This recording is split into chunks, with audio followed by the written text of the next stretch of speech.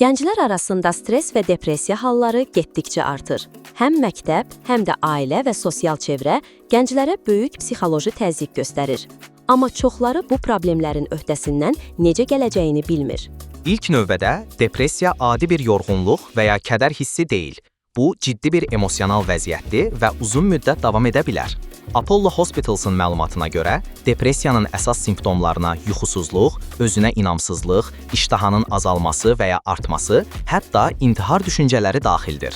Və JW.org-un yazdığına görə, yeniyetmələr depressiya zamanı mən dəyərsizəm və heç kimə lazım deyiləm kimi fikirlərlə mübarizə aparırlar. Bu, çox təhlükəli bir məqamdır, çünki bu düşüncələr zamanla daha dərin emosional travmalara səbəb ola bilər. Eyni zamanda, Bakı Dövlət Universitetinin tədqiqatına əsasən, qaçqın gənclər arasında depressiya halları xüsusilə yüksəkdir. Bu gənclər həyatlarında çox sayda sosial və emosional stres faktorları ilə üzləşirlər. Keçmiş travmalar, sabit həyat şəraitinin olmaması və cəmiyyətə inteqrasiya çətinliyi.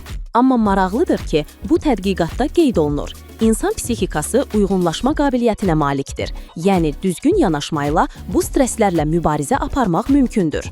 Özünə inam, sosial dəstək və psixoloji maariflənmə burada əsas rolu oynayır. Məsələn, gənclərə öz mənlərini daha yaxşı anlamaqda yardım etmək, yəni öz güclü və zəif tərəflərini tanımaq, onların psixoloji balansı bərpa etmələrinə kömək edə bilər. JW.org-un təklif etdiyi praktik üsullardan biri də budur. Hisslərini etibarlı bir insana danışmaq və ya yazmaq. Eyni zamanda fiziki fəaliyyət, idman, gəzinti, hətta nəfəs məşqləri depressiyaya qarşı effektiv vasitədir.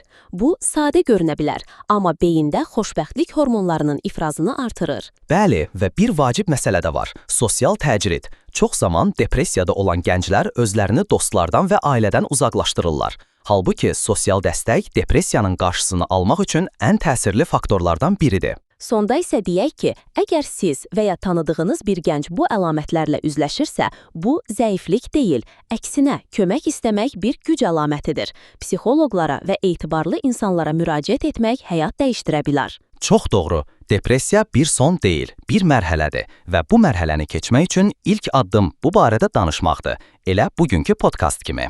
Bizə qulaq asdığınız üçün təşəkkür edirik. Gələn epizodda başqa bir önəmli mövzu ilə yenidən birlikdə olacağıq. Özünüzə yaxşı baxın. Unutmayın, stres varsa çıxış da var.